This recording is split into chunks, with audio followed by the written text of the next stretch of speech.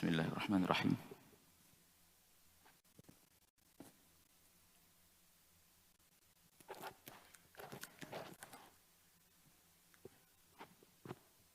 Assalamualaikum warahmatullahi wabarakatuh.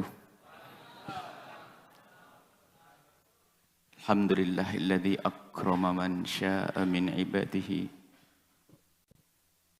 bisidqil mahabbati li Rasulillah. Wassalatullahi wassalamu ala ar-rasulil karim ar-raufir rahim al-mab'uthi rahmatan lil alamin habibina sayyidina Muhammadin wa ala alihi al-mutahharin wa ashabihi at-tayyibin wat-tabi'ina lahum bi ihsanin ila yaumiddin. Allahumma ya rabbana inna nas'aluka mahabbatah habibika sayyidina Muhammad wa habib ilaina ya rabbana ma ahabbahu habibuka sayyiduna Muhammad. A'inna ya rabbana ala ittiba'i sunnatihi wa amitna ala millatihi wa hsyurna yawmal qiyamati ma'a zumratihi wa tahta liwa'ihi. Urzuqna ya rabbana taubata qabla al-maut wa syahadata inda al-maut wal jannata ba'da al-maut. Amma ba'd. Yang sangat kami cintai dan semoga itu benar, bukan sekedar kalimat terucap, para habaib dzurriyyah baginda Nabi Muhammad sallallahu alaihi wasallam dan juga umat Nabi Muhammad sallallahu alaihi wasallam semuanya yang hadir pada malam hari ini. Alhamdulillah, malam ini Allah memudahkan kita untuk berkumpul di tempat ini untuk tujuan yang sangat agung, yaitu memperbaharui ikatan hati kita dengan baginda Nabi Muhammad sallallahu alaihi wasallam. Adapun memperbaharui ikatan ini terserah mau disebut dengan sebutan apa. Memadu kasih kembali kepada Nabi, atau dengan istilah-istilah yang bermering disebut oleh masyarakat kita maulid Nabi. Sebab makna maulid Nabi itu artinya apa? Nabi sudah dilahirkan dan sudah kisah kelahiran Nabi. Tapi harus kita pahami maulid Nabi itu artinya melahirkan kembali di hati kita. Dalam bentuk apa? Mahabbah. Jadi maulid Nabi tidak lain adalah tadi memadu kasih, menumbuhkan kembali atau menyuburkan cinta yang ada di hati kita. Kalau bukan itu maknanya nggak ada artinya. Bukankah kelahiran Nabi sudah selesai, sudah tuntas? Nabi sudah terlahir dan kemuliaan Nabi tidak akan pernah berkurang. Kalaupun kita tidak pernah menyanjung Nabi, Nabi adalah semulia-mulianya makhluk. Wa innaka la'ala khuluqin azim. Akan tapi yang perlu kita sadari, acara-acara semacam ini adalah melahirkan kembali Nabi di hati kita, menumbuh suburkan cinta di hati kita kepada Rasulullah sallallahu alaihi wasallam. Kita akan membahas dengan sangat sederhana begini. Ibaratnya sebuah tanaman. Cinta sudah ada, benih-benih cinta sudah ada. Semua dari kita punya benih cinta kepada Rasulullah. Tidak ada yang tidak. Dimulai dari keimanan kita kepada Allah dan Rasulnya, bersama itu muncul benih-benih cinta. Cuman kaidah di dalam kita menyuburkan sebuah benih atau tanaman, jangan lupa dua hal. Yang pertama, terus kita sirami dengan pupuk-pupuk yang menyuburkannya. Tapi di sisi lain ada yang harus kita pahami, menjauhkan dari hama-hama yang akan menggerogotinya. Selama ini kita mungkin hanya fokus bagaimana kita menyirami benih-benih cinta agar subur, agar subur, agar subur. Hadir maulid Nabi, membaca sejarah Nabi, salawatnya banyak dan sebagainya. Tapi kita tidak memperhatikan ada hama-hama yang akan menyerang benih cinta sehingga diam-diam berubah menjadi benalu, menjadi satu penyakit atau mungkin hilang cinta. Sehingga diam-diam kita membenci Nabi tidak secara langsung. Makanya ini harus kita perhatikan. Hari ini kita mulai diserang oleh hama-hama itu. Secara halus, seolah-olah kita mencintai Nabi. Bahkan mungkin kayaknya kita mengadakan maulid Nabi, tapi diam-diam kita membenci Nabi dengan cara yang berbeda.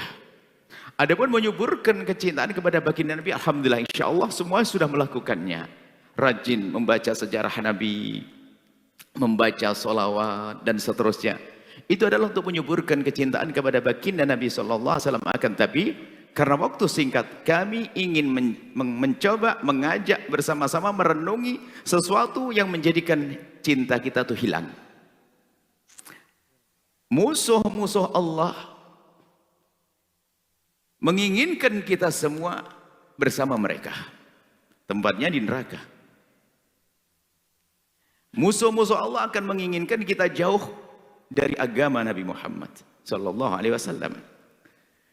Adapun menjauhkan dari agama Nabi Muhammad, ya menjauhkan dari Nabi Muhammad.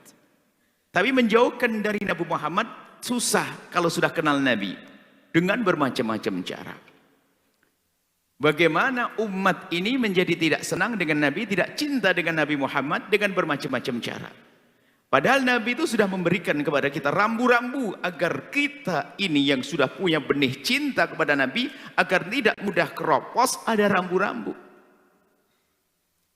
Banyak akhlak yang diajarkan Nabi agar kita tidak saling menggunjing, agar kita tidak mengadu domba, agar kita tidak berfitnah, memfitnah.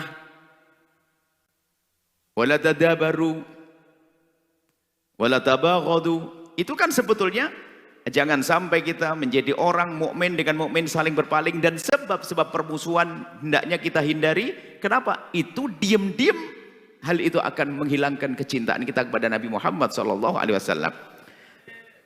Sekarang kita perlu mencermati, jangan-jangan kita punya hama itu di dalam hati kita. Kita serius dalam hal ini. Rugi kita, ngaku cinta Nabi, tak taunya oleh Nabi tidak ditoleh. Kenapa? Bohong. Yang dilihat adalah cinta sesungguhnya, bukan hanya spanduk gede, muhabbah Rasulillah, maulid Nabi, cinta Nabi. Tidak.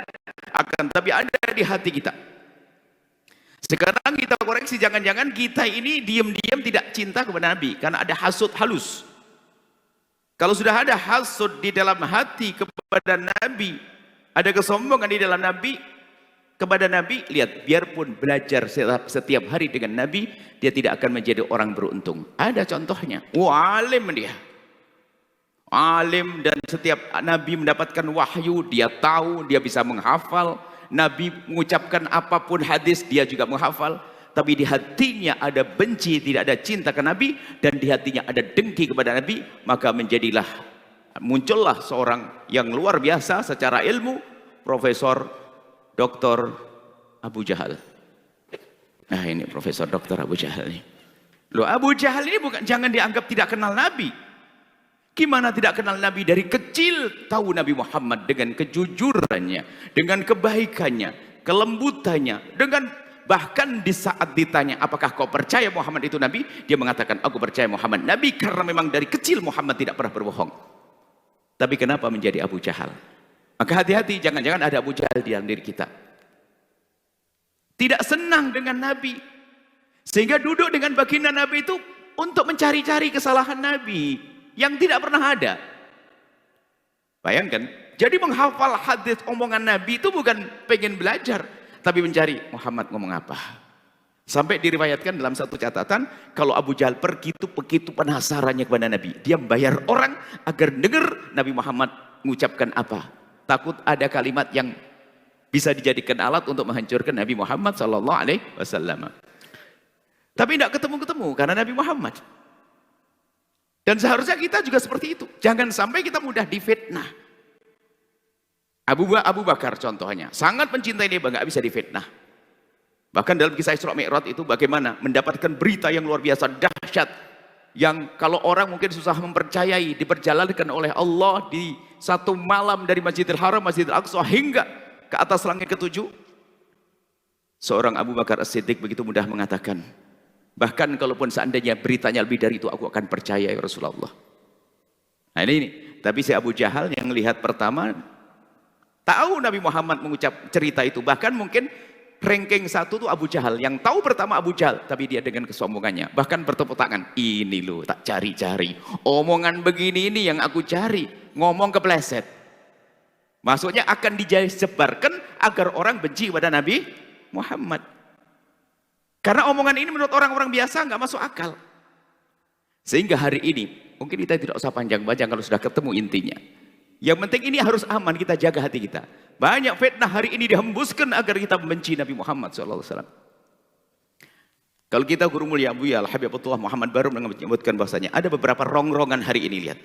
Menanamkan kebencian kepada Islam dengan cara halus. Pondok pesantren, coba. Kalau ada pondok pesantren, ada salah satu kesalahan gurunya. Wah, diekspos habis-habisan. Kan begitu. Sehingga pengennya apa? Agar orang ragu. Makanya dianggap pondok seperti itu semuanya. Memang ada pondok diasuh oleh pengasuh yang melakukan kesalahan, pelanggaran, ada. Akan tapi kalau Anda punya iman di saat melihat semacam ini akan sedih. Tapi yang benci, ketepuk tangan. Tuh kan? Tuh. Ini bahaya sekali. Sebetulnya di dalam hatinya sudah ada dengki kepada Islam, tapi halus sekali. Pondok dihadirkan untuk mencetak penerus Nabi. Pondok untuk mendidik umat. Di saat ada kesalahan di dalamnya, kita seharusnya sedih.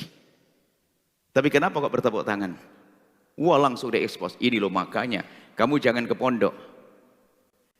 Ini salah satu contohnya. Jadi segala sesuatu yang ada hubungannya dengan Islam langsung diekspos besar-besaran. Nah, yang hatinya lemah percaya, sehingga ikut menghujat semacam pesantren dan seterusnya. Ini sebuah contoh kesalahan yang dilakukan oleh seorang muslim. Lihat, langsung diekspos besar-besaran karena kebencian kepada seorang muslim. Tapi tetangga kita, mohon maaf, ada tetangga kita, ini kan di kota begitu, tetangga yang Nasrani, tetangga yang Hindu, tetangga Buddha. Selagi hidup tidak ada kedengkian, kebencian, nggak ada. Biarpun agamanya berbeda, selagi tidak ada kebencian, nggak ada saling hasut. Coba Anda seorang mukmin sejati, ada seorang Nasrani melakukan kesalahan, sedih.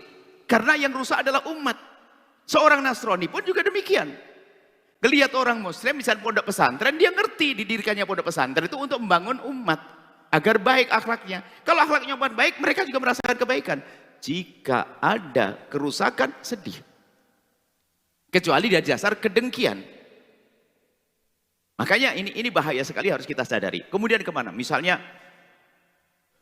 isu-isu tentang kalau ada kiai, ada ustadz, mohon maaf. Mungkin ada orang, saya benci sama sekelompok. Anggap saja anak kiai. Kalau di Jawa Timur namanya apa? Gus misalnya. Kalau saya benci sama Gus, sudah tak intai mana Gus yang salah. Di saat ada Gus langsung tak eksplos. Sebenarnya kenapa kok tiba-tiba ada Gus salah? Memang Gus harus jadi malaikat. Ya Gus tetap Gus, ada kesalahannya. Kalau salah, ya saya sayang dong. Saya selamatkan dong. Karena apa? Dia adalah anak seorang tokoh kiai. Kalau dia tidak baik, akan bahaya ke umat. Tapi karena saya dengki, apa yang terjadi?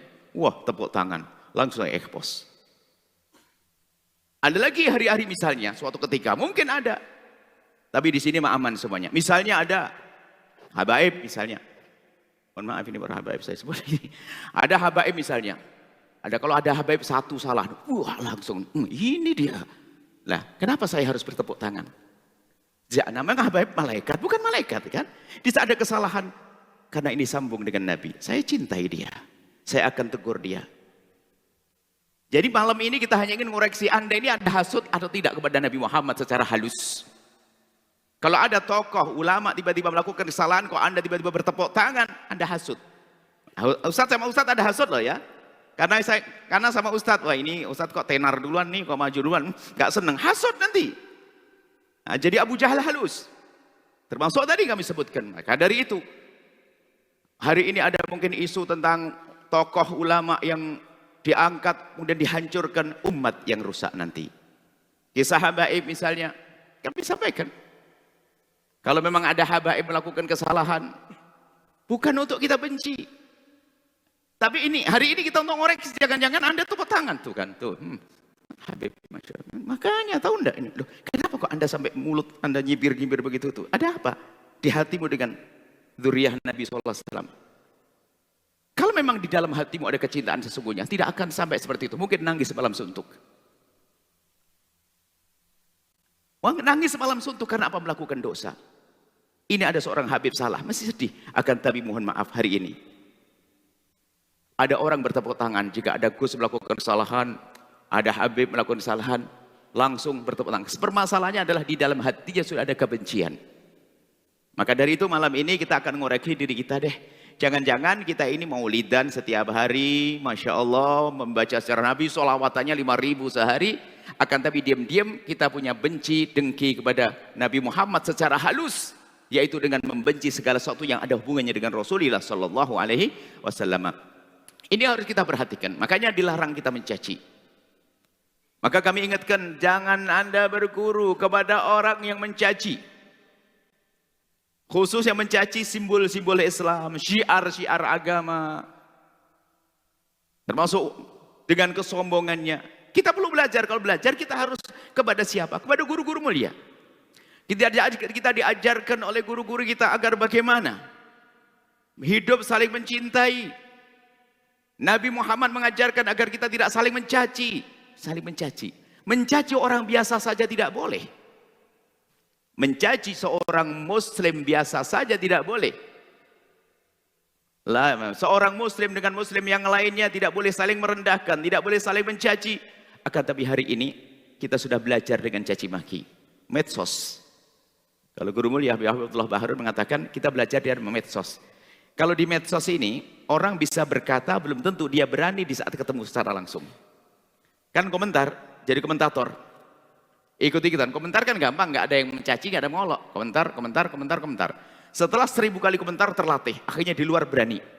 Makanya hati-hati dengan dunia media sosial ini, yang hari ini begitu merusak. Maka dari itu pokoknya, kalau Anda berurusan dengan media sosial, jika mengajari Anda benci kepada Islam secara langsung, kepada Nabi, termasuk kepada tadi kita sebutkan, ulama, kepada abaib dan sebagainya, Anda tutup kalau Anda ingin selamat. Karena itu membahayakan diri Anda. Jangan Anda berkatakan, saya ingin tahu toh. Anda ke bawah, sebab ahli fitnah itu juga dengan kecerdasannya. Ahli fitnah dengan seninya untuk merayu orang agar mereka ikut di dalam pemikirannya. Lebih baik ditutup.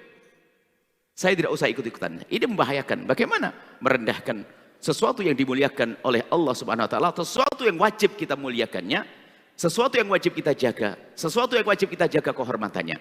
Nah ini yang kami sebut dengan istilah menjaga hati kita dari hama-hama. Hama-hama. Kemudian selanjutnya, untuk mengoreksi hati kita, bagaimana urusan kita? Mungkin ada yang melakukan kesalahan. Kalau di sini kami sebut para habaib, anggap saja habaib manusia bisa salah.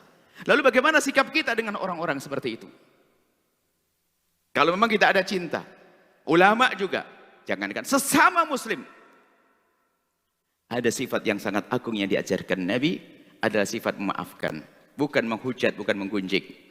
Kalau Imam Muhammad Al-Bakir, ada sebuah kisah Imam Muhammad Al-Bakir begitu kesabarannya. Dicaci dirinya, diolok. Itu tidak pernah ada marah, malah membalas dengan kebaikan. Imam Ali Zainal Abidin juga demikian. Sampai di saat dicaci dan diolok, beliau berkata, yang tidak engkau ketahui masih lebih banyak dari kejelekanku. Ngomong gitu dok. Jadi banyak kejelekan yang kamu tidak tahu. Enggak usah, rame bingung. Sebab emas tetap emas. Kemuliaan tetap orang mulia. Akan tapi, siapapun yang melihat saudaranya dihujat, saudaranya dicaci, saudaranya dihinakan, kita perlu membela dengan bermacam-macam cara. Jangan sampai saudara kita ini ternyata bermusuhan gara-gara kita diam. Intinya jangan sampai kita masuk wilayah saling adu domba, saling membenci. Baik ini, kita hadirkan sebuah kisah. Suatu ketika ini, ada dendam tersembunyi. Ada kisah Imam Ahmad ibn Hanbal. Saya terkesan kisah itu sepintas suatu ketika. Imam Ahmad ibn Hanbal itu yang membela akidah Ahlussunnati wal Jamaati. Yang waktu itu bertentangan dengan akidah negara.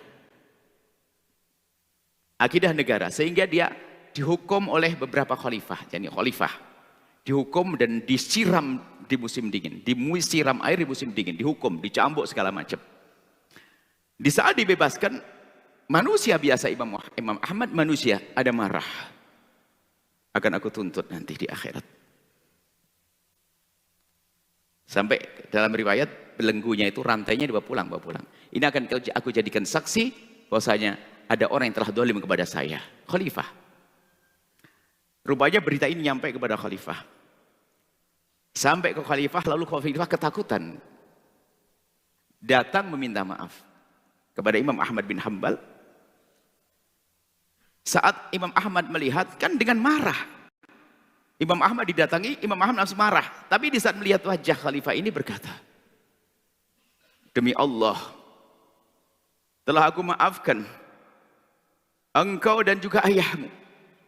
Karena aku lihat engkau ke atas, ke atas, ke atas, ke atas. Aku sadar ternyata engkau adalah keturunannya keturunan Sayyidina Abbas, pamannya Rasulullah SAW. Dari marah yang terpendam itu hanya lihat wajahnya baru sadar. Kalau ini direntet nasabnya ke atas kepada Sayyidina Abbas, langsung hilang amarahnya. Ini untuk ngoreksi diri kita. Hari ini kita banyak koreksi deh. Jangan sampai kita dengki halus, dendam halus kepada umat, kepada Nabi Muhammad, tapi dengan cara yang berbeda-beda. Pernah dulu juga ada gerakan anti Arab. Kita tahu Arab, kalau mengatakan Arab memang ada Abu Jahalnya, ada Fir'aunnya, tapi yang kita tirukan bukan itu. Kita tiru Nabi Muhammad SAW. Inilah yang harus kita perhatikan. Tolong jangan sampai kita mudah terbawa provokasi, hal-hal menjadikan kita benci kepada Islam. Pondok pesantren adalah tempat tumpuan untuk anak-anak kita belajar, tempat anak kita belajar. Bahkan itulah benteng terakhir di saat kerusakan moral pondok pesantren. Maka mari kita dukung kembali. Jangan sampai ada pondok pesantren terus digerongrong.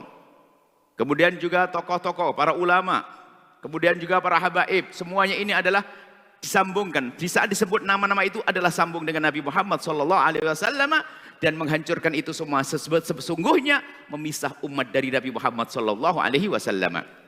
Baik, ini adalah bagaimana kita menjaga hati kita. Maka yang pertama, ada lagi langkah-langkah selanjutnya, tolong jangan biasa mencari-cari kesalahan sesama.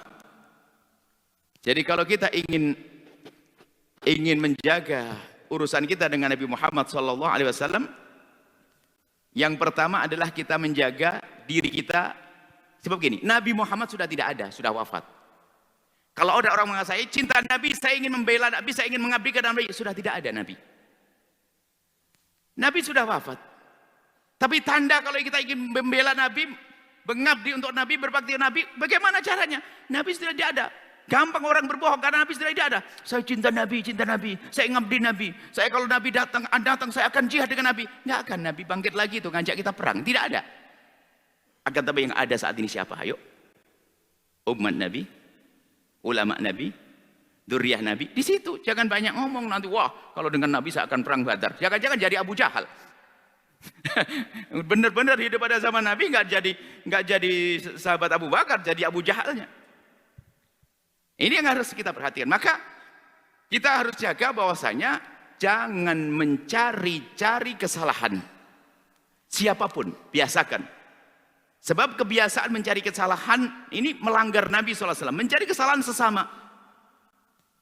Kalau sudah kita bisa menjaga diri kita dari mencari-cari kesalahan sesama, tentu nanti kita tidak akan mencari kesalahan yang lebih. Misalnya para ulama, kemudian para habaib, para tokoh-tokoh. Sesama saja nggak boleh. Man tatabba'a aurata akhi, ini ancaman dari Nabi, barang siapa mencari-cari aibnya saudaranya. Anggap saja sepadanlah. Barang siapa mencari-cari kesalahan saudaranya, tatabba'a Allahu auratah.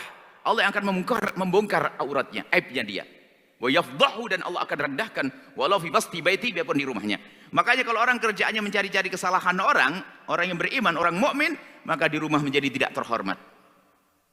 Kita tidak perlu mencari-cari. Biasanya mencari-cari itu kelas Abu Jahal, pengen mencari kesalahan, kadang-kadang tokoh tadi yang kita sebutkan, mencari-cari. Maka biasakan diri kita untuk tidak mencari-cari kesalahan umat Nabi Muhammad. Kalau amar ma'ruf nahi mungkar gimana? Ini babnya beda.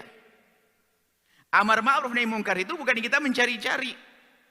Akan tapi di saat ada kemungkaran yang benar terjadi di hadapan kita, kemudian apa yang harus kita lakukan di saat kemungkaran itu terjadi? Baru ini selanjutnya.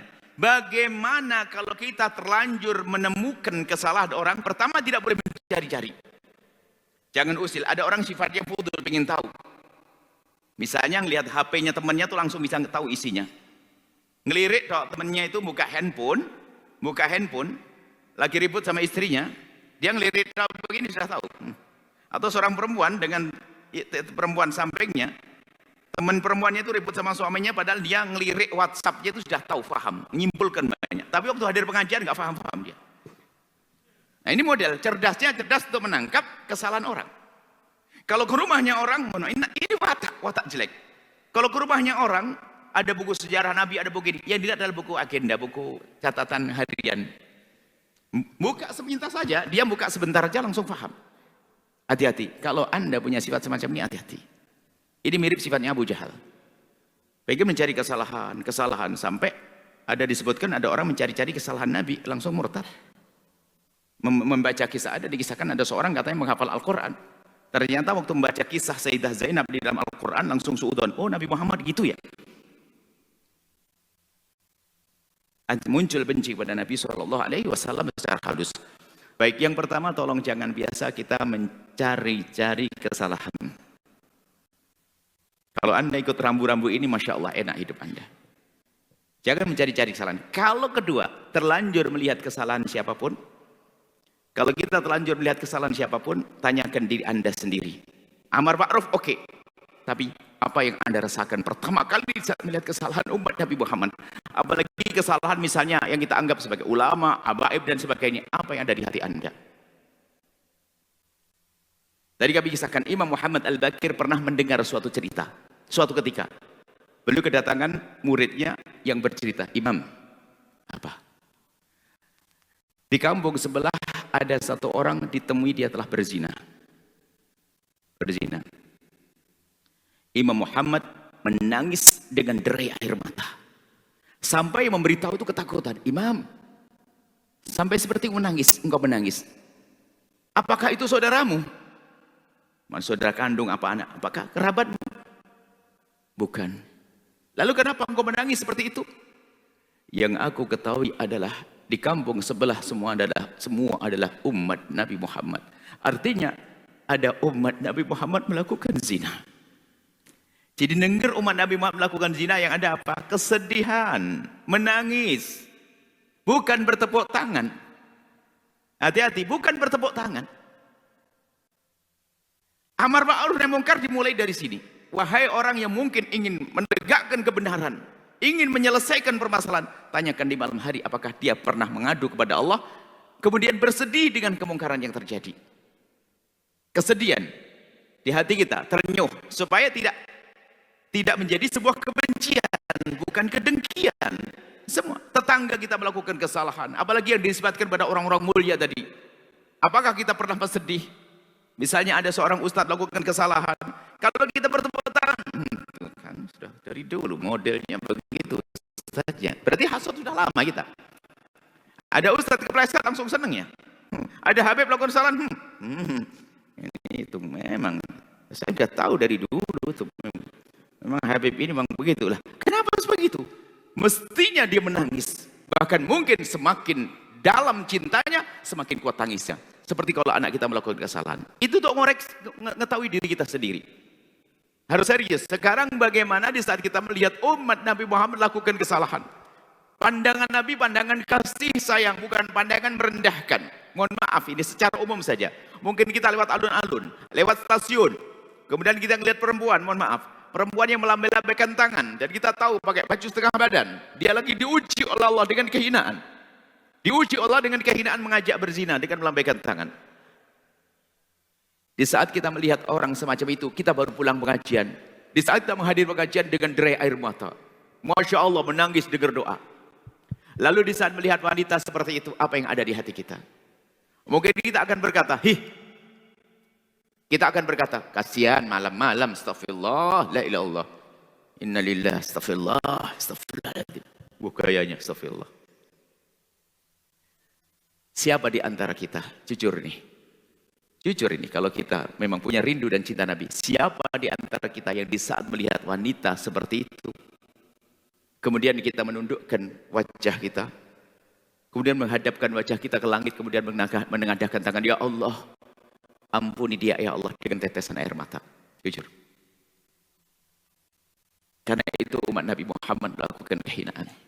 Kalau hati kita hidup dengan orang semacam ini, dengan yang lainnya akan lebih hidup. Kita mungkin dengan kesombongan baru ngaji tadi, Masya Allah, tadi nangis, astagfirullahaladzim, la ilallah, astagfirullahnya ngejek. La ilallah ngejek orang lain. Ini perlu kita hidupkan. Kalau hati hidup nggak mungkin caci maki seperti yang terjadi hari ini. Hari ini caci maki, olo-oloan, hujat-hujatan. Langkah selanjutnya kayak iblis. Ana khairun minhu, aku yang lebih bagus. Oh, sombong. Merendahkan orang lain ternyata mengangkat dirinya. Iblis kayaknya apa? Ana khairun minhu. Ana, ya salam. Aku yang paling bagus. Merendahkan orang lain. Jadi ini, yang selanjutnya adalah jika kita menemukan seorang muslim mukmin melakukan kesalahan, apa yang hendaknya kita lakukan? Pertama, tengok diri kita sendiri. Hidup tidak hati kita. Merasa sedih atau tidak dengan kejadian semacam itu. Baru setelah itu, kita lanjutkan dengan memanjatkan doa di tengah malam. Ya Allah, aku esok hari akan ke tempatnya dia, ya Allah. Kami selalu bertanya kepada siapapun yang semangat untuk amar ma'ruf nahi mungkar. Kan bermacam-macam. Tanyakan di malam hari sudah ngadu belum kepada Allah. Imam Husain sebelum masuk ke padang Karbala di tengah malam nangis tidak henti-hentinya. Menginginkan bahasanya peperangan tidak terjadi. Bukan minta dihancurkan lawan, tidak. Menginginkan bahasanya mereka diberi petunjuk. Ngadu dulu. Salahuddin Al-Ayyubi bagaimana bisa memenangkan peperangan, menangis di malam hari. Dan mengadu di tengah malam kepada Allah itu untuk menata hati kita, jangan sampai niat kita juga salah. Atau dengan kesombongan. Kalau kita ingin amar ma'ruf nahi mungkar, ingin ngajak kepada orang, ingin mendatangi orang yang kita anggap melakukan kesalahan, maka yang perlu kita tata adalah hati kita di malam hari. Ya Allah, aku esok pagi akan ke sana, ya Allah, aku akan ingatkan dia, ya Allah, berikan petunjukmu, ya Allah.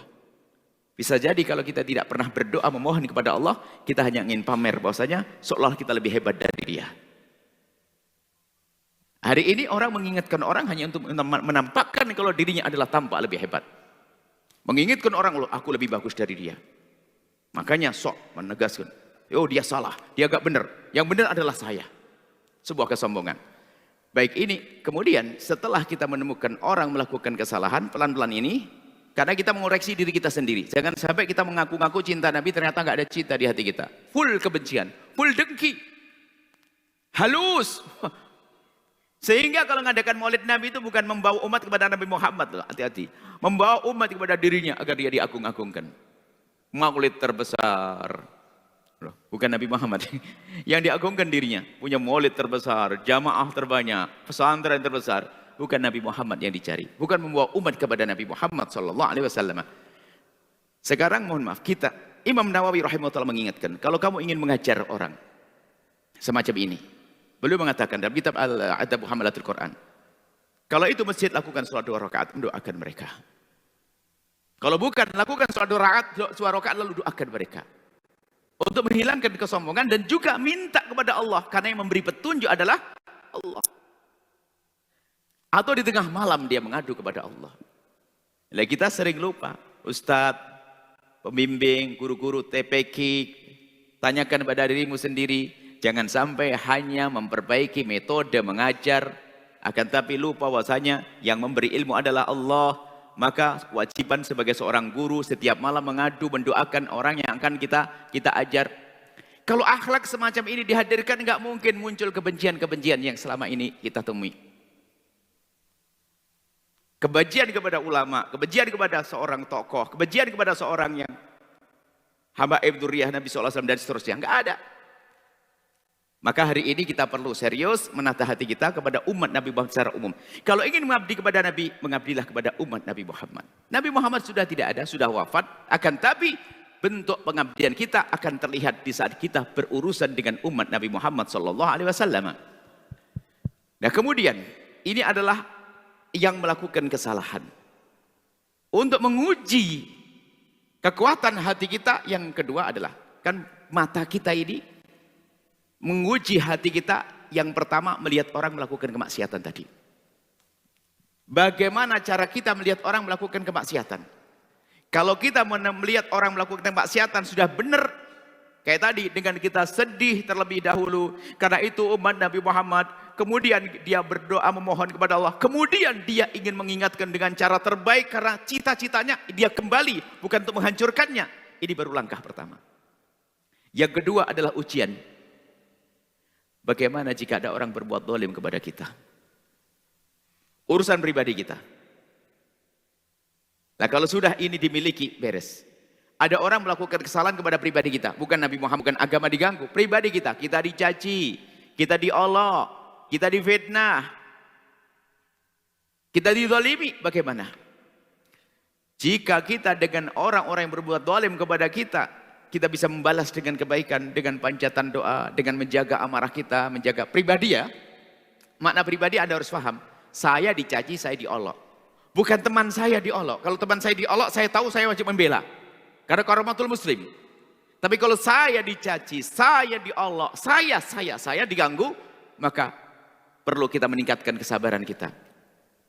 Ada sebuah kisah juga. Suatu ketika ada Imam Ja'far As-Shadiq dalam kisahnya. Beliau punya anak. Kemudian ada budak. Ada budaknya membawakan makanan semacam kambing panas begitu. Kemudian kambing itu rupanya dia keserimpet sama tikernya, terjatuh itu kambing. Menjatuhi bayinya. Sampai bayi itu kan tidak sengaja ini, bukan ingin membunuh. Sampai bayi itu diriwayatkan meninggal dunia. Sebagai seorang manusia dia akan ada amarah. Dia mau marah. Cuman dia punya budak alim kayak imamnya. Di saat melihat sang imam ini mulai marah, sang budak membacakan ayat Al-Quran wasari ila maghfiratin, dia sampai ada wal kadhiminal ghaidh. Menahan amarah. Sehingga dia mau marah, ingat. Sepertinya aku harus sekarang mengamalkan ilmu itu. Dia menahan amarah. Padahal marah wajar. Tapi kan ini bukan sengaja. Kecuali orang sengaja perlu kita marahi. Wal kadhiminal ghaidh. Dan orang yang menahan amarahnya. Setelah dia memegang dadanya dan menahan amarahnya, dilanjutkan oleh budak tersebut. Wal afina anin nasi. Ini saatnya aku mengamalkan ilmu. Jangan hanya cerita doaku. Al-Quran. Aku mengamalkan ilmu. Aku maafkan engkau wahai budakku. Setelah itu dilanjutkan. Wallahu yuhibbul muhsinin. Allah senang dan orang yang berbuat baik. Lalu dikatakan apa? Engkau aku merdekakan. Ini kan akhlak mulia. Mungkin kalau cerita kepada zaman dulu ini khayal. Cerita. Saya bawa cerita kepada orang akhir zaman, saya mendapatkan cerita, enggak? Sumbernya tentu dari para guru-guru. Seorang Habib Abdul Qadir bin Ahmad As-Saqaf. Pernah dengar seorang kutub yang... Suatu ketika, dalam kisahnya. Ini kesabaran itu penting, jangan gampang dikit-dikit marah. Marah itu bikin enggak ganteng, yang perempuan enggak cantik. Habib Abdul Qadir bin Ahmad As-Saqaf itu ceritanya mampir ke rumah muhibbinnya. Ayo bagaimana? Kalau kita kedatangan guru kita, orang yang kita cintai, girang, Masya Allah. Rupanya mampir ke rumah satu orang, didatangi sangat senang, girang, setelah itu pamitan pulang. Pamitan pulang itu ya, membantu menutup pintu. Rupanya terburu-buru gitu. Menutup pintu terburu-buru, ya sudah sambil jalan. Setelah selesai, assalamualaikum, pergi. Setelah beberapa meter, beliau berkata kepada sopirnya, berhenti. Kenapa ya Habib? Ini tanganku kejepit. Habib, kenapa Anda ngomong dari tadi? Kalau sampai aku ngomong aduh, dan dia tahu aku kejepit, dia bakal nyesel seumur hidup. Aku tidak ingin menjadikan orang yang cinta kepadaku lalu sakit hatinya, sedih hatinya, gara-gara aku ngomong aduh. Allah. Ini akhlak. Hari ini kita dikit-dikit marah. Itu. Hanya kebetulan aja kita di posisi ini. Di posisi yang lain, kita menjadi orang yang, mohon maaf, Kalau sudah mudah marah, itu tidak akan indah dalam hidupnya. Wal kadhiminal ghaidha, menahan amarah. Tidak ingin menyakiti siapapun. Kalau dia mengatakan aduh sekali langsung nyesel dia seumur hidup. Ini yang kami dengar cerita ini. Apa yang boleh kita ambil faedah dari ulama-ulama seperti itu? Kita tata kesabaran kita. Jangan gampang beri reaksi-reaksi yang membuat orang tambah tidak baik dan seterusnya. Kalau di sana tersebar fitnah kayak apapun, sudahlah. Biarkan itu fitnah, akan berakhir nanti. Kalau dituruti fitnah itu, kalau dituruti semakin menjadi-jadi. Akan tapi kita perlu membela Islam, membela agama, membela ulama, membela pesantren. Itu perlu memang. Akan tapi tentunya dengan kecerdasan, dengan ilmu, bukan dengan akhlak yang tidak baik. Ketidakbaikan tidak boleh kita balas dengan cara yang tidak baik. Akhirnya kita direndahkan. Ini kami sampaikan kepada siapapun dari teman-teman, kita punya akidah yang benar. Tapi membela akidah dengan cara yang tidak benar, itu akan merendahkan kita. Baik, kemudian masalah menjaga hati tadi, tanda kalau kita itu sudah benar hati kita adalah yang kedua tadi, di saat ada orang berbuat zalim kepada kita. Lalu sekarang kami hadirkan satu resep, biar kita tidak gampang punya resep, punya reaksi negatif. Pastikan bahwasanya kita insya Allah bisa menjalankannya. Doakan mereka. Jujur. Kita balik deh. Saya tidak mengatakan kepada mereka yang mencaci kepada ulama, mencaci habaib dan sebagainya. Ya kan? Sekarang kita balik. Pernahkah Anda mendoakan dia dengan doa kebaikan? Semoga Allah memberikan hidayah. Jangan-jangan kita masuk wilayah dendam juga yang halus. Yang memberi ulama itu.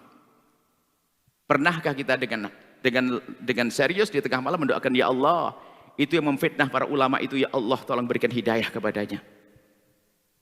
Ya Allah, itu yang memfitnah gus-gus, yang memfitnah habaib, yang memfitnah ulama itu, ya Allah berikan petunjuk kepadanya. Doa ini memang tidak harus terang-terangan, akan tapi untuk memangkas hati kita dari dendam nanti pada akhirnya kepada umat Nabi Muhammad SAW. Mendoakan, kita balik, kita ganti. Pernah kita mendoakan dengan doa kebaikan. Dan yakin bahwasanya para ulama akan dijaga oleh Allah. Para ulama mulia di hadapan Allah. Termasuk para habaib dan semua yang kami sampaikan. Akan tapi ketahuilah bahwasanya justru hari ini orang yang paling perlu kita kasihani adalah mereka yang mencaci ulama. Mereka yang mencaci para habaib. Mereka yang mencaci orang-orang yang harus kita muliakan. Mereka dalam keadaan yang sangat menyedihkan. Loh, kalau Anda tidak merasa sedih, jangan-jangan kita ini punya masalah. Suatu ketika ada seorang kiai. Nah ini tulus, teman. Kiai menangis. Kami ada pengajian semacam ini, ada habaib, kemudian ada kiai-kiai. Lalu kiai itu nangis. Kenapa kiai? Dulu pengajian acara semacam ini 20 lebih kiai ada di sini. Terus sekarang tinggal 5. Karena ada fitnah-fitnah. Kiai dengan kiai diadu sini, permusuhan. Lah, berarti kiai yang mudah kena adu domba itu adalah kiai yang lemah. Tidak ada mahabbah di dalam hatinya. Tidak serius di dalam menghadirkan cinta. Kok gampang kena fitnah? Kiai jangan kena fitnah. Ulama jangan mudah kena fitnah. Ulama cerdas dong. Kalau Anda mendengar sesuatu yang menjadikan hati Anda rusak, jangan didengar. Sudah selesai ini. Baik. Kemudian tadi kami sampaikan di mukaddimah, ini adalah hal yang penting perlu kami sampaikan hari ini, kita perlu benteng-benteng. Sebab kita gampang ke bawah. Jangan pertama tadi apa? Jangan dengar berita yang menjadikan hati Anda tidak enak. Yang menjadikan Anda benci kepada para ulama, benci kepada para tokoh, para habaib, para ini, Anda jangan dengar. Anda jangan mendengar hal-hal yang semacam itu. Dan jangan membincangkan. Jangan ikut-ikutan. Kalau Anda ikut mendengar akan ke bawah. Kemudian tadi yang kami singgung pertama, bagaimana sekarang untuk menyuburkan kecintaan pada baginda Nabi SAW. Di sisi lain, ini singkat saja, untuk menyuburkan cinta kepada Nabi, ayo langsung saja praktek kita. Paling tidak lakukan 5 hal berikut ini. Ini ringkas. Bismillah. Pertama, Anda tentu membaca salawat kepada Rasulullah SAW. Amalkan deh langsung. Sebab ini gak ada gunanya. Ini kalau kita tidak dibarengi dengan pemahaman sebelumnya tadi. Pertama, membaca sholawat kepada Nabi Muhammad. Pastikan berapa kali Anda membaca sholawat. Yang serius. 5 hal. Pertama, membaca sholawat. Mumpung kita bulan maulid Nabi SAW, Anda baca. Anda punya kewajiban. Keluarga Anda, anak-anak Anda. Berapa kali dalam sehari? Minim banget dalam sehari-hari kita jangan kurang dari 300 yang serius. Apalagi sampai 3000. Sekarang perlu kita tanya anak kita, kamu sudah berapa kali membaca sholat dari Rasulullah? 1. Yang kedua, membaca sejarah Nabi SAW. Kalau pengen baca sejarah Nabi SAW, kami rekomendasi ada beberapa buku. Tadi saya duduk di sini kelihatan itu ada Syaraful Ummah Muhammadiyah, di keutamaan umat Nabi Muhammad, karangan Abu Yazid Muhammad Maliki, itu juga perlu dibaca. Atau Insan Kamil Abu Yazid Muhammad Maliki punya, sudah ada terjemahannya. Dan juga kami rekomendasikan beli bukunya Syekh Muhammad Said Ramadan Al-Buti. Syekh Muhammad Said Ramadan Al-Buti. Tolong ini serius coba. Saya pengen nguji kepada Anda ini, Anda benar tak cinta Nabi? Ayo. Anak Anda ini, kalau Anda menganggap cinta Nabi penting, pasti Anda merindukan anak Anda cinta Rasulullah SAW. Hari ini kalau dites jangan-jangan nggak lulus semuanya. Khawatir. Kenapa? Menanamkan cinta kepada Nabi serius. Ada buku sejarah yang ditulis oleh Dr. Muhammad Said Ramadan Al-Buti, sudah terjemahnya. Terjemahnya banyak bagus-bagus, Anda beli. Kitabnya tidak sampai 100.000 kalau tidak salah. Tolong belikan anak-anak Anda. Atau Buya Abdul Lutfi, Masya Allah. Terjemahan itu sudah ada belum, Ustaz? Tapi susah dicari. Karena kita sudah menyuruh orang untuk beli, tidak bisa beli. Mungkin dari Hayat Sofa harus memperbanyak ini. Karena dicari. Kita mau promosikan tapi tidak ada kitabnya. Nah, kebetulan ada beliau, Masya Allah, Alhamdulillah. Kelihatan langsung, saya ingat Abu Yazid Muhammad Maliki, dia ada Insan Kamil, baca. Wajib.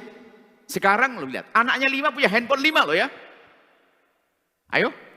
Anaknya punya handphone 5. Tapi buku serapi pakai pinjem, 1 gantian. Semuanya mendahulu. Kamu aja Kak duluan, saya mah nanti. Lo gitu semuanya. Sejarah Nabi. Mungkin Anda berkata, kenapa ada Quran? Quran sih pasti punya Al-Quran. Sejarah Nabi yang serius. Suruh baca hatam diulang, hatam diulang, hatam diulang. Setiap hari lihat, kalau orang baca sejarah, itu pasti kebayang Nabi SAW. Pasti, tidak mungkin tidak membaca cerita kok. Kebayang saat Nabi Muhammad, Nabi waktu tawaf, Nabi waktu perang, Nabi waktu ini. Oh indah, tertanam cinta nanti. Adapun maulid Nabi yang kita baca, ini kan ringkas, singkat. Maulid yang kita baca ini kan singkat. Tapi kita perlu lebih luas lagi. Ya kami rekomendasi. Tapi tidak semua buku benar. Kadang-kadang ditulis oleh orang, mohon maaf, ada orientalis juga nulis, membahayakan juga. Tadi yang kita rekomendasikan adalah bukunya Abu Yazid Muhammad Maliki, Insan Kamil atau Syaraful Ummah Muhammadiyah, ada itu ada di belakang itu ada, cuman bahasa Arab. Kemudian sirah, fikih surahnya Dr. Muhammad Said Ramadan Al-Buti. Tolong Anda beli. Ujian, kalau memang Anda mencintai anak-anak Anda beli ke toko. Kalau anak Anda 5, beli 5. Berlomba. Hatam. Wong baca novel aja berapa novel anaknya, kebok novelnya. Bagaimana sejarah Nabi tidak? Jangan-jangan kita ini bohong. Tidak mencintai Nabi dengan serius. Buktinya anak kita tidak kita bawa kepada kecintaan Nabi. Sejarah Nabi dibaca, ditanyakan. Bahkan bukunya itu ambil buku yang cetakan lek paling bagus, disampuli dan jadikan buku yang paling penting. Untuk selalu dibaca. Coba kita dari sini saja. Ini untuk menyuburkan. Nah kalau ini juga enggak terus gimana?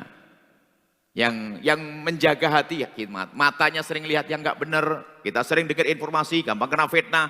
Terus ini yang menyuburkannya juga enggak. Terus mau apa? Kita ngaku umat Nabi Muhammad. Yang ketiga adalah untuk menumbuhkan cinta kepada baginda Nabi Shallallahu Alaihi Wasallam adalah membiasakan dengan sunnah Nabi Shallallahu Alaihi Wasallam. Jadi membiasakan itu sederhana ya. Maksud kami itu kalau Anda melaksanakan sunnah itu, kalau dalam hadis kan sallu kama ra'aitumuni usolli, sholatlah engkau seperti engkau melihatku sholat. Yuk kita melatih deh sederhana para ibu-ibu dan semuanya. Ayo agar anak-anak kita membiasakan kalau melakukan sholat hadirkan Nabi. Jadi kalau kita minum air, memang dengan tangan kanan. Memang dengan tangan kanan. Kalau tangan kiri jauh dari sunnah Nabi dong. Dengan tangan kanan saja belum sempurna loh ya. Barangkali kita sudah hanya kebiasaan saja. Monyet bisa kok minum dengan tangan kanan. Saya kasih monyet minuman bisa dengan tangan kanan kok. Saya kasih makanan, monyet bisa makan dengan kanan. Lalu apa bedanya kita dengan monyet di saat kita makan dan minum? Makan dengan tangan kanan dengan niat ngikut Nabi. Jadi menyadari kalau ikut Nabi itu penting. Yang sering terjadi pada kita itu tidak menyambungkan pekerjaan sunnah ini dengan Rasulullah. Mungkin kita baca hadis tentang apapun yang diingat kalimat hadis di kitab Bulughul Maram. Bukan Rasulullah yang kita ingat. Karena kita sangat jauh untuk ingat Nabi. Mohon maaf. Bisa tentang sunnahnya apa? Itu yang kita ingat kitab tulisan hadisnya. Bukan bagaimana Nabi menjalankan sunnah. Sementara Nabi menyebutkan, "Shallu kama ra'aitumuni usolli." Salatlah engkau seperti melihatku salat. Nah, kemudian lihat, di saat kita minum, kita sering anak kita, mohon maaf, kalau ada seorang ibu, seorang bapak melihat anaknya makan minum pakai tangan kiri, ini jauh dari pendidikan. Biasanya langsung diingatkan, sayang, kalau minum pakai tangan yang bagus dong, pakai tangan kanan. Kan begitu? Rata-rata, makan yang pakai tangan bagus dong, pakai tangan kanan. Kita pengen tahu siapa di antara kita. Membiasakan di rumah kita. Kalau anak kita makan dengan tangan kiri, lalu kita ingatkan dengan cara begini. Sayang, kalau makan, pakai tangan kanan seperti Rasulullah. Sepertinya nggak pernah kita bawa. Sehingga anak kita tidak langsung ingat Rasulullah. Pakai sepertinya, menghadirkan Rasulullah dalam kehidupan mereka. Coba kalau sudah ini kita hadirkan setiap hari, berapa kali anak kita ingat Rasulullah SAW. Mau makan ingat Nabi. Mau minum ingat Nabi. Mau tidur ingat Nabi. Mau ke toilet mendahulukan kaki kiri, kak lupa. Ayo. Kalau masalah sudah gampang, mohon maaf kita bisa tanya hari ini.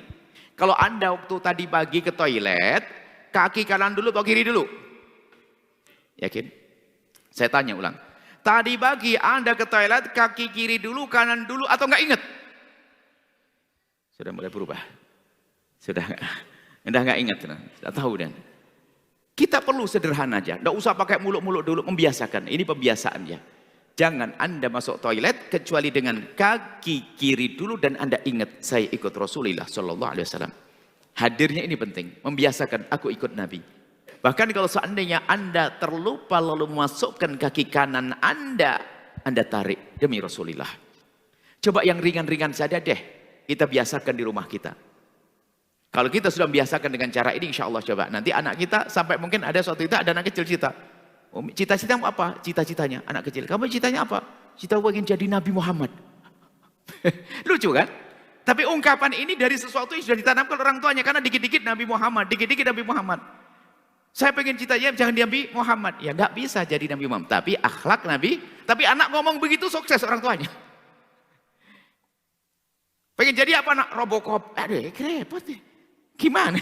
Sering nonton robot ini. Anaknya diajari nonton robot. Enggak pernah pengen jadinya bukan figur yang ditanamkan di anaknya. Bukan figur-figur orang mulia. Jelas ini adalah coba. Ini aja yang ringan-ringan ini. Untuk menumbuhkan cinta di dalam diri kita, anak kita. Kita kadang kurang menghadirkan. Yang keempat adalah. Yang keempat. Untuk menumbuhkan cinta kepada Nabi Muhammad. Pastikan Anda punya bagian untuk mengabdi untuk umat Nabi Muhammad Sallallahu Alaihi Wasallam. Gimana caranya? Yang punya ilmu dengan ilmunya dalam irama berdakwah. Kalau Anda punya harta, dukung para habaib, para ulama di dalam berdakwah, khidmah untuk umat Nabi Muhammad Sallallahu Alaihi Wasallam.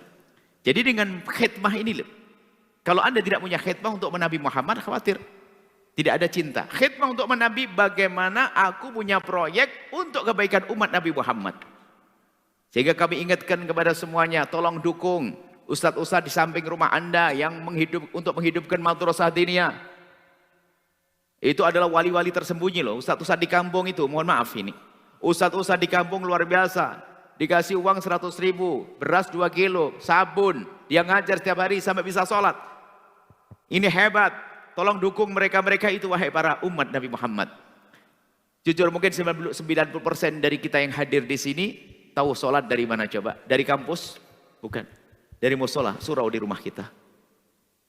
Kami himbau ini tolong dukung para ustadz-ustadz, para kiai-kiai di kampung-kampung itu, para habaib-habaib yang Masya Allah dakwah di daerah-daerah itu, tolong dukung. Bagaimana mereka bisa berjaya. Termasuk pondok-pondok para ulama-ulama itu, ayo kita dukung. Yang penting, Anda harus punya bagian daripada khidmah untuk umat Nabi Muhammad SAW. Termasuk menghidupkan masjid, ada kegiatan-kegiatan semacam ini. Ini untuk menumbuhkan cinta kepada Rasulullah SAW. Atau bukti cinta.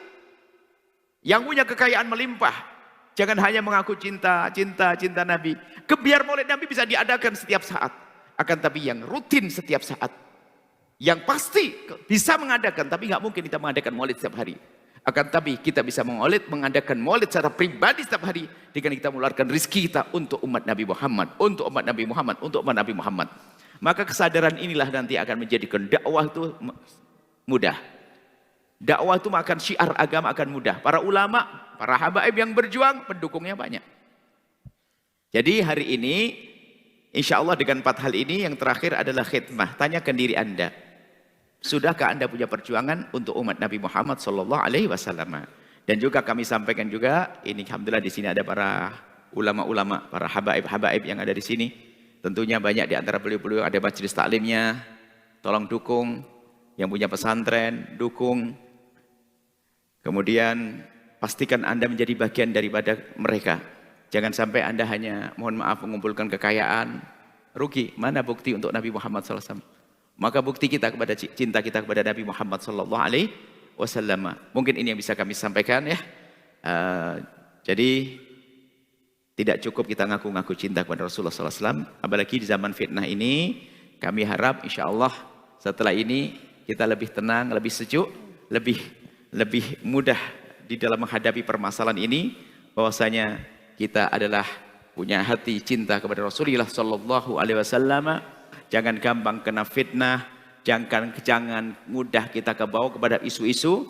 Segala kaidah mungkin saya jadikan penutup. Segala sesuatu yang jika Anda dengar menjadikan Anda tidak senang dengan sesuatu yang ada hubungannya dengan Nabi Muhammad, maka Anda jangan dengarkan. Isu tentang yang menjelekkan para pesantren.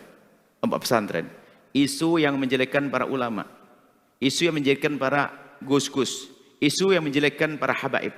Tolong Anda fahami ini. Itu adalah fitnah. Jangan sampai Anda mau mendengar hal-hal yang semacam itu. Sebab kalau Anda dengar, itu akan merusak hati Anda. Hati kita bersihkan, tapi jendelanya tidak kita tutup. Celendeannya kita filter. Maka sesungguhnya akan merusak hati kita sendiri. Ini saja, mari kita tutup doa. Bismillahirrahmanirrahim. Sebelum nanti ditutup para habaib, alhamdulillahirrahmanirrahim. Allahumma salli ala habibina Sayyidina Muhammad. Allahumma ya Allah ya Rahman ya Rahim. Ya Allah ya Rahman ya Rahim. Wahai Dat yang Maha Kasih. Ya Allah, wahai Dat yang Maha Kasih. Ya Allah, wahai Dat yang Maha Kasih. Kami mohon berikan kasih sayangmu kepada hati kami, agar kami bisa berkasih sayang pada sesama kami. Kami mohon ya Allah, tambahkan kecintaan kami kepada kekasihmu Nabi Muhammad. Di zaman fitnah ini ya Allah, tambahkan kecintaan kami kepada sahabat kekasihmu Nabi Muhammad. Tambahkan kecintaan kami kepada ahli bait kekasihmu Nabi Muhammad. Tambahkan kecintaan kami kepada umat ulama kekasihmu Nabi Muhammad. Tambahkan kecintaan kami kepada umat kekasihmu Nabi Muhammad. Dan kami mohon ya Allah, jaga telinga kami dari mendengar sesuatu yang menjadi sebab kami ya Allah jauh dari kekasihmu Nabi Muhammad. Ya Allah, di zaman fitnah ini jaga ulama-ulama kami ya Allah, jaga habaib kami ya Allah, jaga guru-guru kami ya Allah. Dan kami mohon wahai Dat yang Maha Kasih, kami mohon wahai Dat yang Maha Kasih, berikan kepada kami kekuatan ya Allah untuk menjalankan sunnah kekasihmu Nabi Muhammad, untuk menegakkan syariat kekasihmu Nabi Muhammad. Kami mohon jaga hati kami ya Allah, jauhkan kami dari benci, dengki dan dendam kepada sesama kami. Jauhkan kami dari benci, dengki dan dendam kepada sesama kami ya Allah. Maka kami mohon, jika ada orang berbuat salah kepada kami, jika ada orang menyakiti kami, jika ada orang zalim pada kami, jika ada orang aniaya kepada kami, jika ada orang menfitnah kami, jika ada orang menggunjing kami mohon ampuni mereka ya Allah. Kami tidak ingin mendendam kepada siapapun ya Allah. Kami tidak ingin mendendam kepada siapapun dari umat kekasihmu Nabi Muhammad ya Allah. Sebesar apapun kesalahannya, dia adalah umat kekasihmu Nabi Muhammad. Yang kekasihmu Nabi Muhammad setiap malam menangis untuk mereka. Maka kami mohon ya Allah, yang berbuat salah kepada kami, ampuni mereka ya Allah, dan berikan kesadaran ya Allah. Dan kami mohon ya Allah, jauhkan kami dari sebab-sebab kehinaan tetangga-tetangga kami ya Allah. Tetangga-tetangga kami ya Allah, jaga mereka ya Allah, jaga mereka ya Allah, jaga mereka ya Allah. Jika ada di antara kami ada yang sering meninggalkan salat, ampuni kami dan jadikan mereka semua ahli salat ya Allah. Jauhkan kami dari minuman keras, jauhkan kami dari judi ya Allah. Dan kami mohon ya Allah, jaga ulama-ulama kami ya Allah yang ada di kiri kanan tempat ini. Jaga para habaib kami ya Allah. Jaga umat kekasihmu Nabi Muhammad ya Allah. Jauhkan kami dan mereka dari fitnah dan menfitnah. Dan kami mohon ya Allah, wujudkan keindahan dalam rumah tangga kami. Suami istri yang saling mencintai karenamu dengan anak yang soleh solehah, yang dibanggakan oleh kekasihmu Nabi Muhammad. Ya Allah, jauhkan kami dari merendahkan pasangan kami di rumah kami. Jauhkan kami dari mencaci pasangan kami di rumah kami ya Allah. Ya Allah, ya Allah, ya Allah, yang belum menikah mudahkan mereka untuk mendapatkan pasangan orang-orang mulia yang kau muliakan, menjadi sebab mereka mulia di dunia dan di akhirat. Dan kami mohon ya Allah, jaga negeri ini ya Allah, jadikan kami juru damai di negeri ini ya Allah, jadikan kami juru damai di negeri ini ya Allah, jadikan kami juru damai di negeri ini ya Allah. Ya Allah, di sana ada hamba-Mu ya Allah. Ada hamba-Mu yang mengaku umat kekasih-Mu Nabi Muhammad, akan tapi mereka memecah belah umat ini ya Allah. Memecah belah umat ini ya Allah. Memecah belah umat ini, kami mohon ya Allah, berikan bimbingan dan petunjuk-Mu ya Allah. Kami tidak rela jika umat terus dipecah belah ya Allah. Kami tidak rela jika umat ini terus dipecah belah. Kami mohon berikan bimbingan dan petunjuk kepadanya ya Allah. Dan kami mohon ya Allah, kami mohon ya Allah, jadikan kami juru damai di negeri ini ya Allah. Makmurkan masjid ini dengan orang-orang yang kau cintai ya Allah. Siapapun yang berjuang di tempat ini, yang membangun, yang mewakafkan tanah, yang membangun di atasnya, yang memakmurkannya, berikan pada mereka segala kebaikan di dunia dan di akhirat. Dan kami mohon jaga mata kami dari melihat yang haram ya Allah. Jaga telinga kami dari mendengar yang haram ya Allah. Jaga lisan kami dari berucap yang haram ya Allah. Jauhkan kami dari syahwat yang haram ya Allah. Jauhkan kami dari melampiaskan syahwat dalam keharaman ya Allah. Dan kami mohon ya Allah, ya Allah, ya Allah, jauhkan kami dari judi. Jauhkan kami dari judi. Jauhkan kami dari judi. Saat ini begitu mudah orang melakukan judi. Bahkan mungkin judi di tengah malam setelah tahajudan di atas sajadahnya. Karena ada judi online hari ini ya Allah. Kami mohon jauhkan kami dari judi. Jauhkan kami dari zina yang hina dan kau hinakan itu ya Allah. Jauhkan kami dari zina yang hina dan kau hinakan itu ya Allah. Kami mohon jika ada di antara kami ada hamba-Mu yang pernah terpeleset dalam hina dan busuknya zina, kami mohon ya Allah, kami mohon ya Allah, ampuni mereka ya Allah. Hentikan dari kehinaan zina ya Allah. Bencikan kepada zina ya Allah. Ya Allah, tutup aibnya di dunia dan tutup aibnya di akhirat ya Allah. Dan kami mohon ya Allah, ampuni mereka, dan kami mohon buka pintu halal untuknya ya Allah. Dan cukupkan kami dengan yang halal darimu ya Allah. Cukupkan kami dengan yang halal darimu ya Allah. Dan kami mohon yang sempit rezeki, lapangkan dengan rezeki yang halal penuh berkah. Yang sakit sembuhkan, yang punya hutang mudahkan kami dalam bayar hutang-hutang kami. Dan kami mohon ya Allah, panjangkan umur kami dalam ketaatan serta sehat walafiat. Berikan kepada kami semua husnul khatimah, mati dalam keadaan iman. Dan kami mohon ya Allah, jadikanlah ucapan kami di akhir hayat kami kelak, saat Engkau hendak mencabut nyawa kami. Kami ingin saat itu ya Allah, hati dan lidah kami mampu mengucapkan kalimat agung dan mulia, la ilaha illallah sayyidina Muhammad Rasulullah, la ilaha illallah sayyidina Muhammad Rasulullah, la ilaha illallah sayyidina Muhammad Rasulullah sallallahu alaihi wasallam. Rabbana atina fid dunya hasanah wa fil akhirati hasanah wa qina adzabannar. Wa sallallahu ala sayyidina Muhammadin wa ala alihi wa sahbihi wasallam. Alhamdulillah, amin amin amin. Innal habaib. Amin. Amin minkum. Amin.